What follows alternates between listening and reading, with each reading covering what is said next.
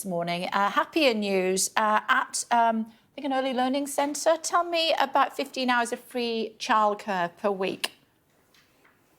I'm at Bright Horizons Nursery here in Horsham, and it is the start of the 15 hours free for 2-year-olds, which is part of our huge reform to childcare to make sure that all working parents who are eligible, their child from 9 months old up until they start school, they get 30 hours free childcare per week for 38 weeks, and that will be about £6,900 saving to working families once it's fully rolled out. And this is just the first step, but lots of excited parents and children here today.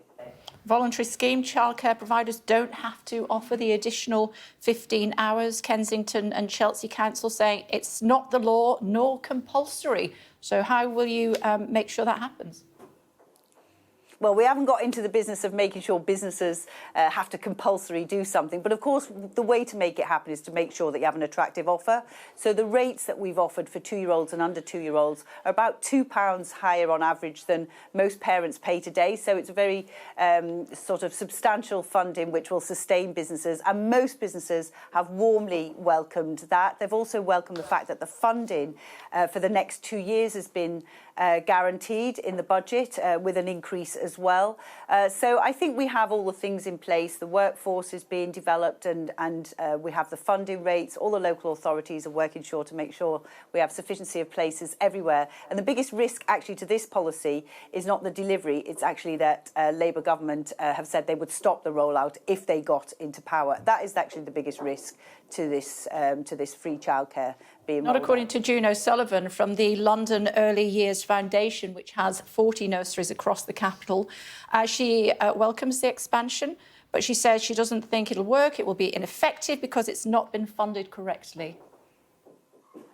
I think those comments could possibly be from before she got her new funding rates, because we put the rates out at the end of November, but a lot of local authorities didn't put them out till February, March. So a lot of these comments are prior to the new funding rates and also prior to the budget when we guaranteed an increase for the next 2 years as well. We've worked with 9,000 businesses to make sure that we've got the rates right. I mean, obviously, you know, we want to make sure that we'll be such a big purchaser of childcare, as the government will be, that we have to make sure that we've got it right with businesses, to make sure they're sustainable, to make sure they're thriving, and to make sure they're offering these free places to families up and down the country. And this is why we're doing it in 3 steps. But I'm very confident that it will be delivered. I'm very confident we've got the right rates, and now we just need to work on building that and making sure that we can completely roll it out.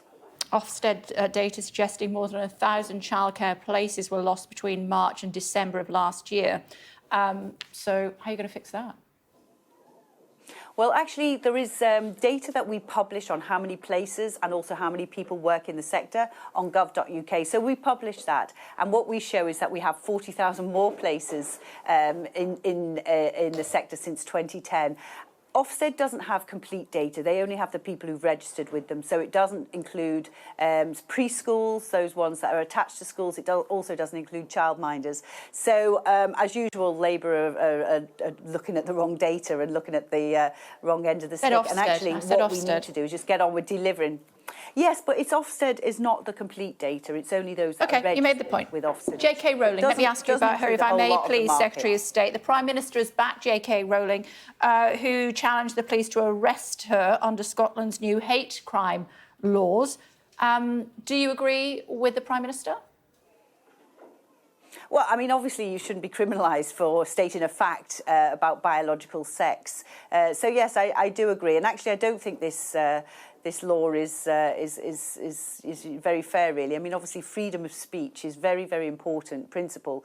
So being able to say something, even though it's a contested view, is important. And you know, women, I think, are fed up of being erased from the picture. So I think biological sex does matter. That's not a controversial thing to say.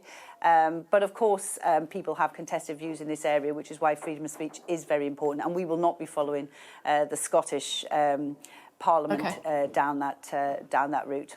Secretary of State, something that is controversial is the flagship crime bill, suggesting that rough sleepers could find themselves being arrested if they are a nuisance? According to the Times newspaper, 40 Tory MPs have been rebelling about that. Where do you stand on it?